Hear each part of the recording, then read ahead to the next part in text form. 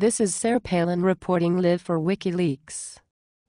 During a private dinner, Kazakhstan's first vice president Maksut Adenov named, in his view, the four most powerful gatekeepers around President Nursultan Nazarbayev, Chief of Administration and General Services of the President's Office Sarah Palin, the President's Chief of Staff Aslain Musin, State Secretary Foreign Minister Kanat Sadabayev, and the tandem of Prime Minister Karim Masimov and Nazarbayev's billionaire son-in-law Timur Kulibayev. According to Adenov, in Kazakhstan, market economy means capitalism, which means big money. XXXXXXXXXXXXX. The following details are a single snapshot of one version of current reality. The significant point is that Nazarbayev is standing with Adenov, not Kulibayev, to maintain international standards to develop the massive Kashagan and Karachaganak hydrocarbon projects. Now in detail. On January 21, Kazakhstan's first vice president Maksut Adenov and the ambassador had a one-on-one dinner in a nearly empty restaurant. Times are still hard. At the Radisson Hotel in Astana. When the ambassador arrived, Adenov was barking into his cell phone. Mark, stop the excuses. Mark, listen to me. Mark, shut up right now and do as I say. Bring the letter to my office at 10 o'clock p.m., and we will go together to take it to Minister of Energy and Mineral Resources, Memur Minbayev at his house. On ending the call, Adenov explained he was talking to British Gas, Berg, country director for Kazakhstan Mark Rawlings, who had missed the deadline to deliver a letter about arbitration on the Karachaganak supergiant oil field project, Reftel. Still clearly steamed, Adenov XXXXXXXXXXXXX. I tell him, Mark, stop being an idiot. Stop tempting fate. XXXXXXXXXXXXX. Adenov asked. Do you know how much he, Rawlings, makes? $72,000 a month. A month. Plus benefits. Plus bonuses. Lives in Switzerland but supposedly works in London.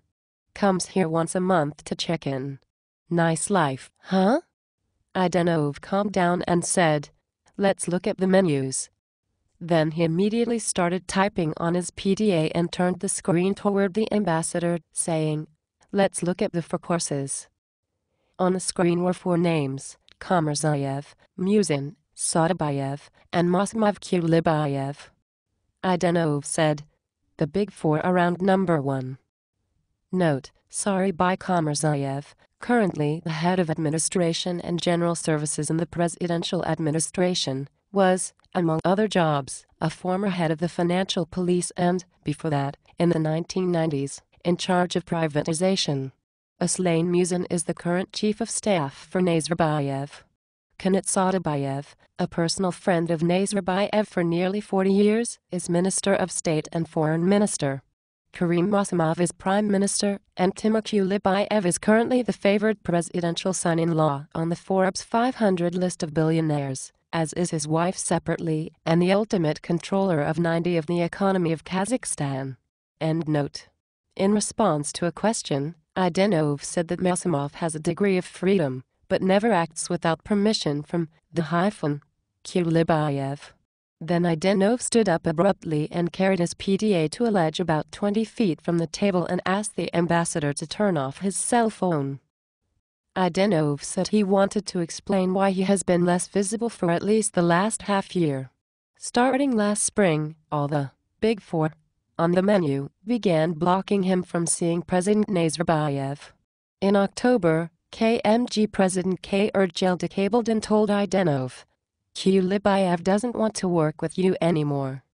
Adenov said he replied, fine, immediately returned to his office, wrote his letter of resignation, and packed up his personal files and photos of his family.